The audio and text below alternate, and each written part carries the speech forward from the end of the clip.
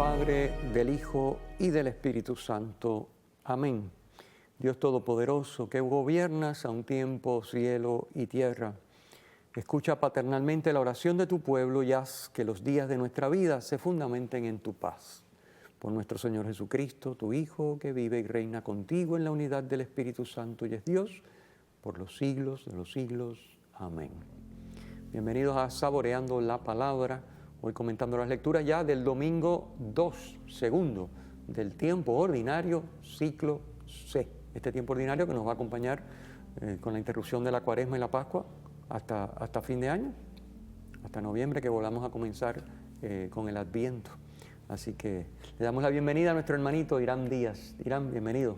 Muchísimas gracias por la invitación y siempre exhortando a que las personas que nos están sintonizando pueden saborear la palabra en el Santuario de la Providencia en Cupey, así que y pueden profundizar en ese espacio su fe y fortalecer esos vínculos de entender y saborear con un sabor distinto la palabra de Dios. Bueno, y hoy el Señor te ha regalado un evangelio donde ahí está la Virgen. Eso es así, el programa de hoy va a estar excelentemente bien. Hoy tienes a la Virgen ahí en el evangelio, haciendo de la suya como buena madre, así que qué bueno.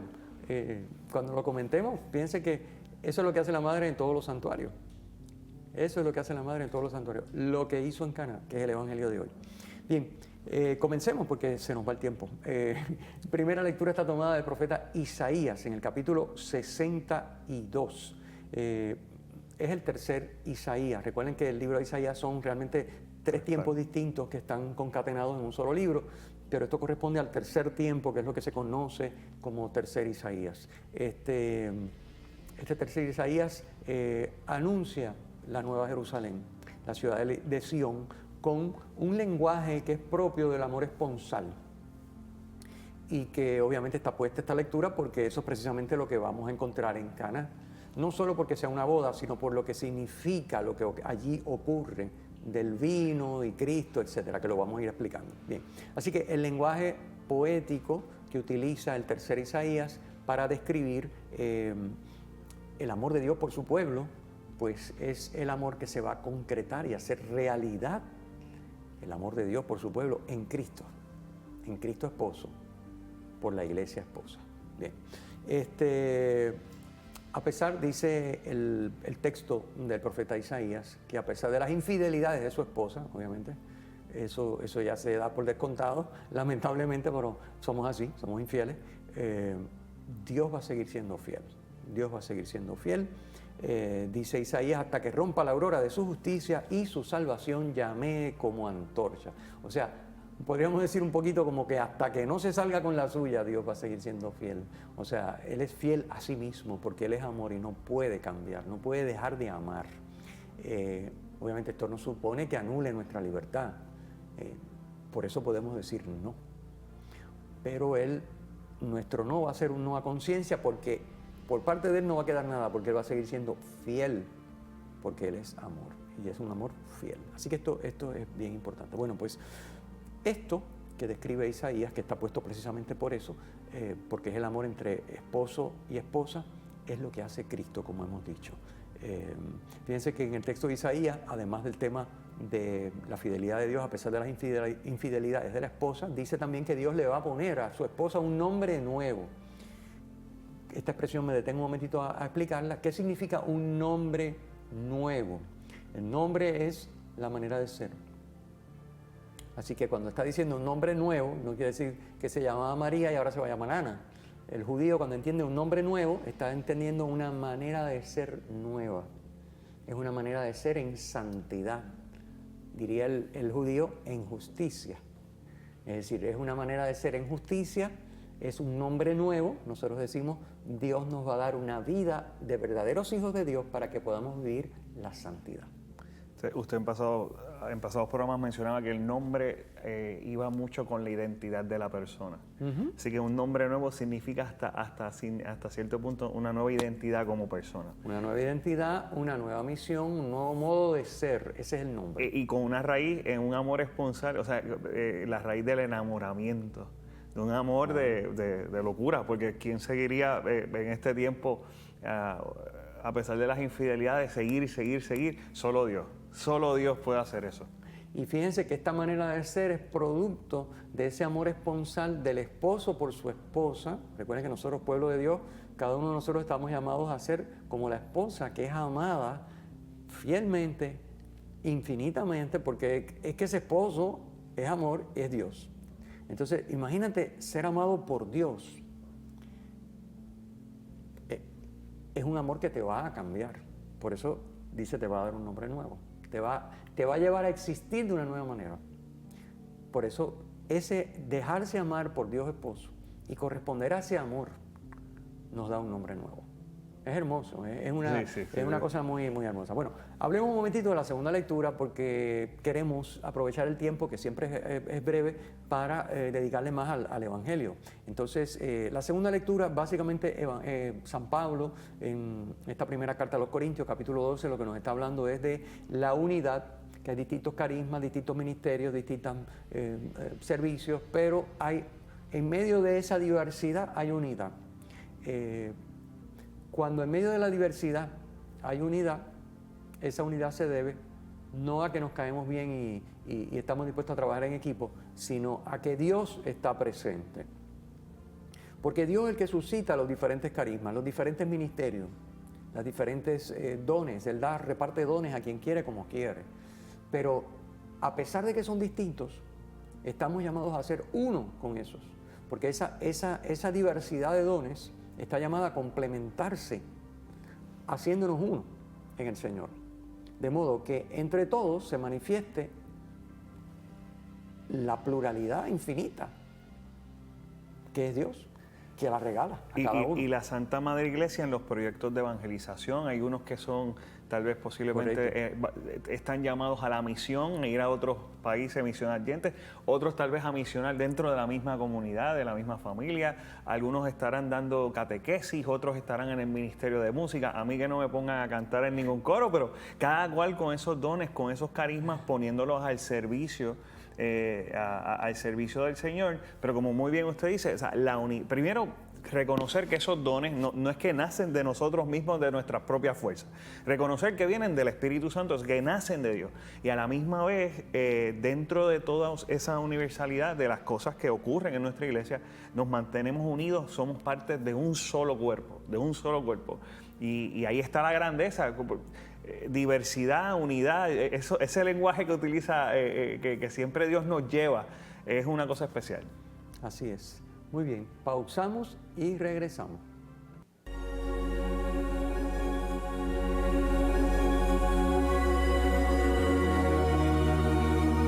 regreso, saboreando la palabra, comentando las lecturas del segundo domingo del tiempo ordinario, ciclo C, con nuestro hermano Irán Díaz. Vamos a, como prometimos, vamos a comentar el Evangelio dedicándole más tiempo porque nos parece que es bien importante. Como sabemos, el Evangelio tomado de San Juan, capítulo 2, donde se narra las bodas de Caná. El primer milagro. El primer milagro. Bueno, público, ¿verdad? El primer milagro.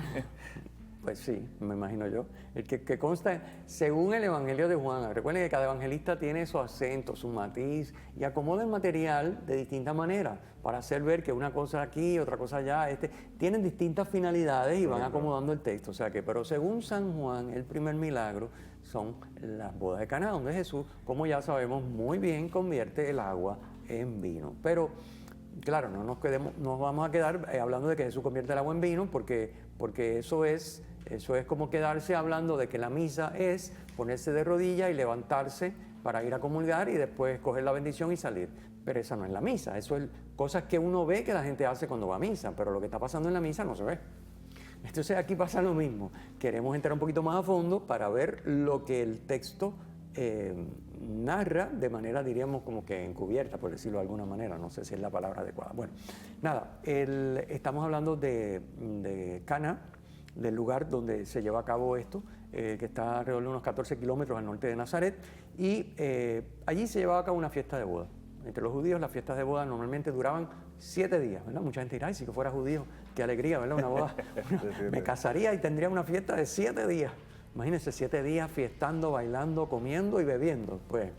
Pero, a ver, 7 días para el judío, 7 significa plenitud. Plenitud.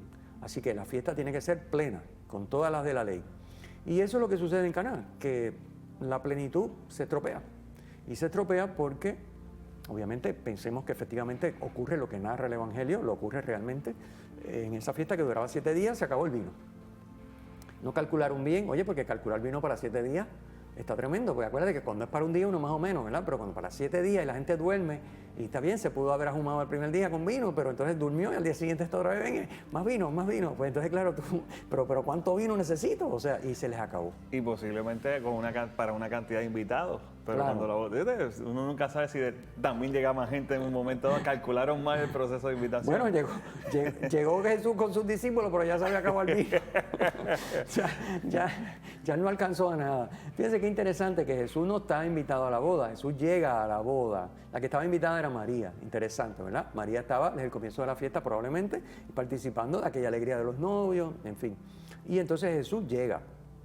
Bueno, la cuestión es que lo interesante de este texto lleno de significado, hay una serie de los días que no puedo detenerme a explicar, yo creo, porque yo creo que si nos detenemos a explicar, bueno, lo voy a decir bien brevemente, ¿verdad? Sí. Es importante el público merece ese análisis impresionante. Pero el detalle completo, vayan a la hojita, lo descargan de pacreyred.org, que lo diremos después antes de acabar el programa. Bueno, básicamente en la narración, después que termina el prólogo de Juan, que lo comentamos hace 2 domingos, el segundo domingo de Navidad, Juan comienza una narración donde va diciendo, en el día 1 ocurren unas cosas, y al día siguiente, o sea, en el día 2 ocurren otras, y al día siguiente ocurren otras, y así 4 días. Y después dice, a los 3 días, ¿verdad? A los 3 días ocurre lo de Caná.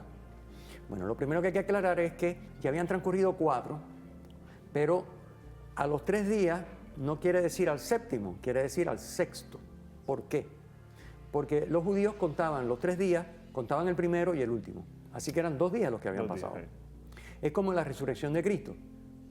La resurrección de Cristo ocurre a los 3 días. Pero no hay 3 días entre viernes y domingo, hay 2. Porque es viernes, sábado, domingo. Pero ocurrió a los 3 días, porque según los judíos, ellos contaban el viernes y contaban el domingo. Así que Jesús resucita a los 3 días según el conteo judío. Bueno, se dice, no, resucitó 2 días después. Sí, pero es a los 3 días, según la expresión judía. ¿Ok? Bien. Así que esto mismo sucede aquí. A los 3 días de esos 4 que ya Juan ha narrado, que ocurren distintas cosas que no me voy a detener, a los 3 días estamos realmente en el día 6º, porque son 2 días después del 4º.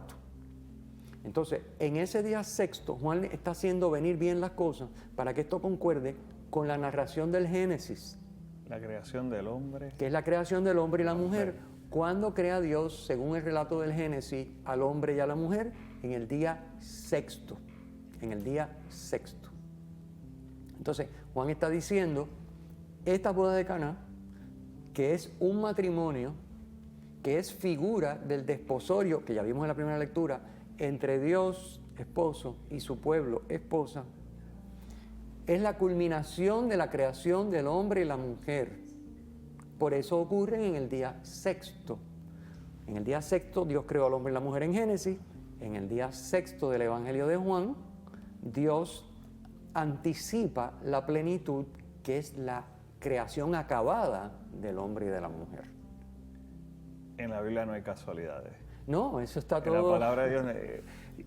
Por eso es importante saborear la palabra y ver ese pequeño detalle que yo creo que si no lo analizamos así pasa por desapercibido. Sí, entre otras cosas porque cuando leemos el Evangelio comienza diciendo en aquel tiempo, porque claro, porque como no estamos leyendo el Evangelio secuencialmente, sino que arranca la lectura ya en la narración de Caná, pues para la manera de ambientarlo que tiene el texto que se lee en la misa es en aquel tiempo. Pero claro, en aquel tiempo no es lo que dice el Evangelio dice a los 3 días. Pero claro, si empieza diciendo a los 3 días, el que escucha eso en la misa dice, bueno, ¿a los 3 días de qué? Porque entonces mejor decir en aquel tiempo. Y entonces había una boda. Dice, en aquel tiempo había una boda en Caná de Galilea, pero el texto no dice en aquel tiempo, dice a los 3 días de los 4 que ya están narrados. Pero claro, en la Biblia, en la misa tú no puedes empezar a leer desde el principio, no da tiempo para tanta cosa. Entonces, por eso hago la explicación, porque realmente si uno va al Evangelio encuentra al 3er día, no encuentra en aquel tiempo no está en el Evangelio. Es una manera de introducir una lectura para no dar muchos detalles, porque si me tengo que dar detalles, imagínense, tuviéramos que leer los 4 días anteriores, no acaba la misa. Entonces, esa es un poquito la idea. Pero bueno, el núcleo de la cosa es que en ese sexto día, eso que va a ser Cristo allí, que es figura, y que lo vamos a explicar ya mismo, es una figura, representa otra cosa. Allí no es solamente que se le acabó el vino y él le hizo el favor, no. Y vamos a explicar una serie de detalles para que se puedan entender por qué esto es así.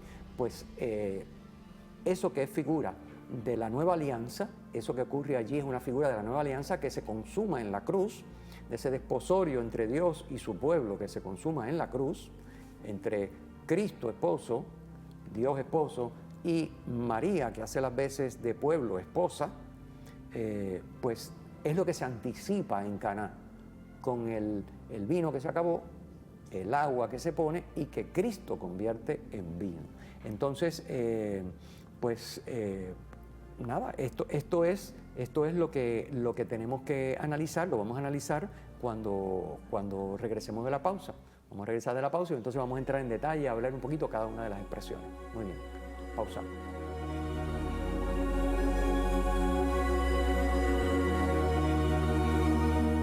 De regreso en Saboreando la Palabra, comentando las lecturas del segundo domingo del tiempo ordinario, ciclo C, con nuestro hermanito Hiram.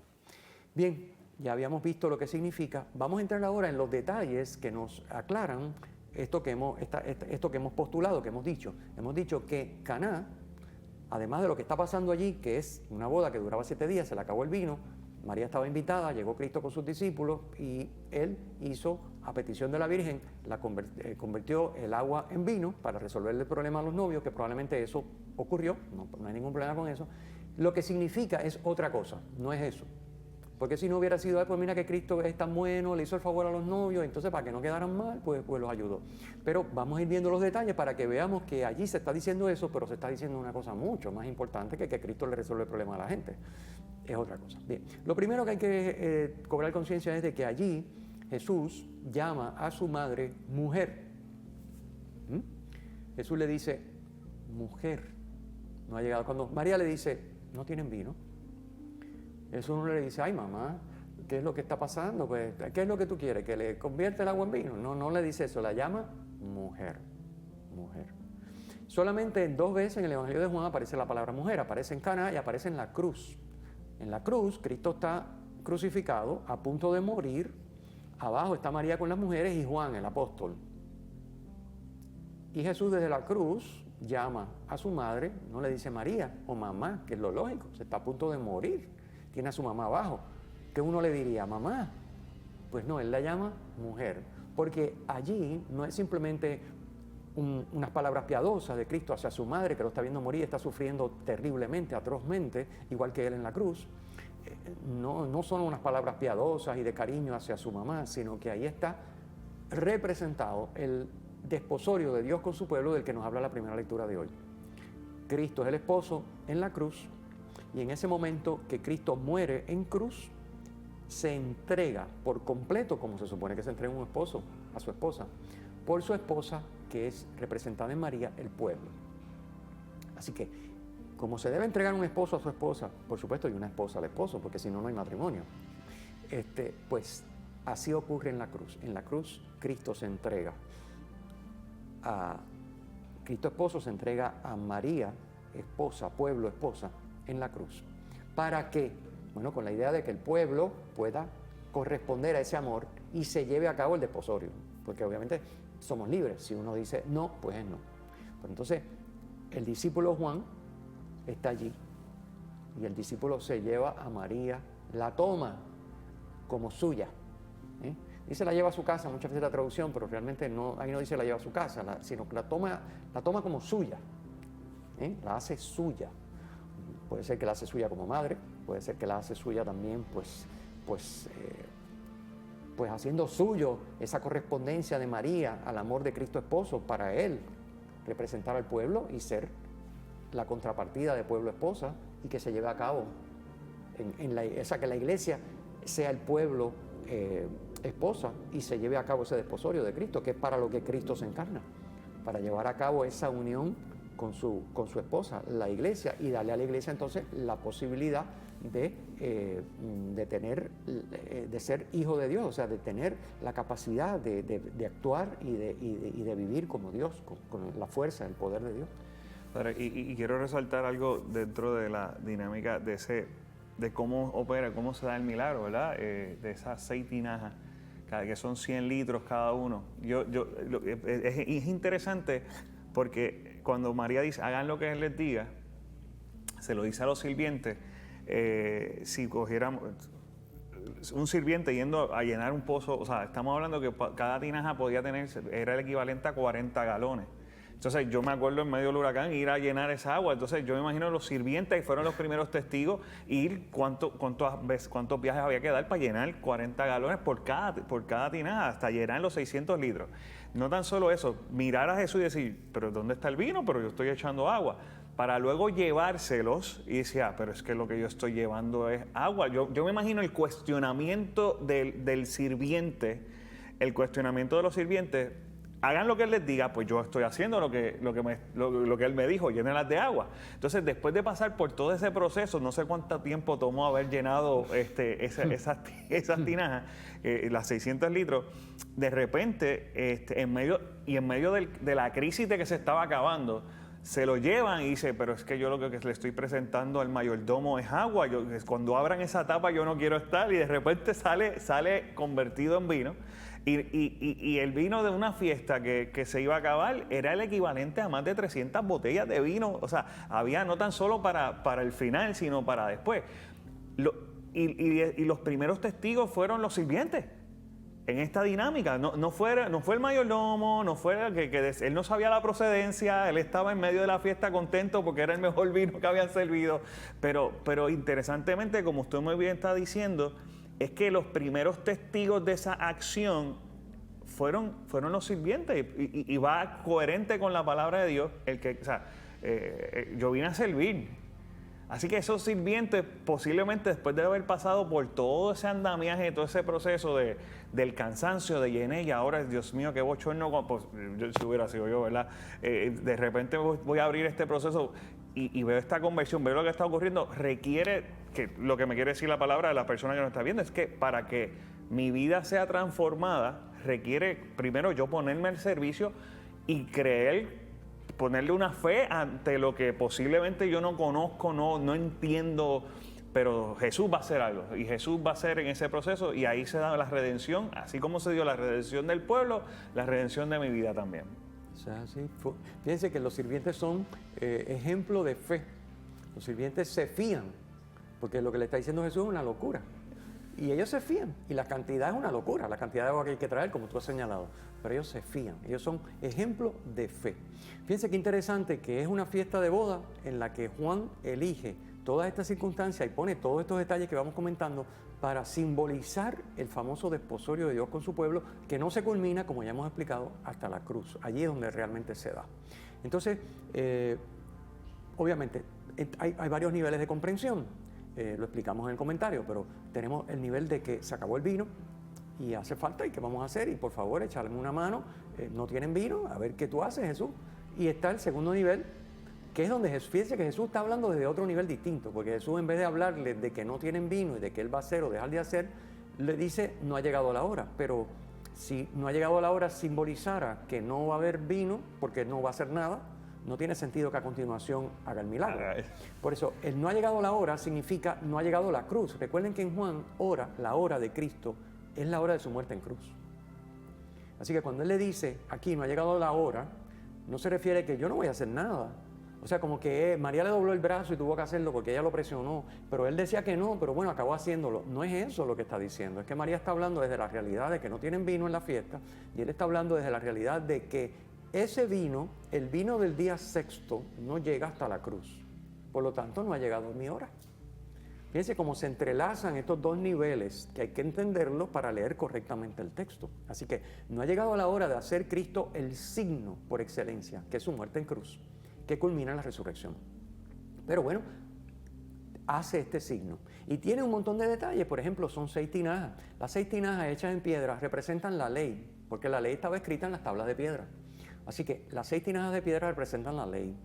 Son 6, ¿por qué? Porque el número 6 para el judío significa imperfección. La ley, escrita en piedra, no puede salvar. No puede salvar. Es una preparación para la nueva alianza y la salvación en Cristo, pero no puede salvar. Entonces, por eso está escrita en piedra y por eso son 6 tinajas y no 7, porque 7 hubiera sido lo perfecto, 6 es lo imperfecto. Entonces, la llena de agua y esa agua la convierte en vino, porque ese vino, ¿qué es lo que significa? Ese vino significa el amor. El amor que Dios derrama en la cruz. Recuerden que esto es un misterio esponsal entre Cristo y su pueblo, y la esponsalidad se vive en el amor. Dios es amor y Dios convierte en amor el agua que nosotros los seres humanos ponemos. Y pone en perspectiva lo que él decía, él no vino a abolir la ley, sino a darle plenitud, utilizando el proceso. No, es que todo, Juan es espectacular. Es espectacular, este Sí, evangelio sí, es... Hay muchas cositas más, pero como siempre, se nos terminó el tiempo, así que nos excusan. Ustedes vayan al sitio web de la parroquia Cristo Redentor, pacrired.org. Vayan allí, descarguen el documento que tiene mucho más detalles, mucho más explicaciones y saboreen con más profundidad esta palabra que realmente este evangelio, como ha dicho Irán, es espectacular. Bien, pues gracias Irán por tu participación, gracias a nuestros amigos televidentes por sintonizarnos y terminamos con la bendición. El Señor esté con ustedes. Y con su espíritu. La bendición de Dios Todopoderoso, Padre, Hijo y Espíritu Santo, descienda sobre ustedes y permanezca para siempre. Amén. Amén.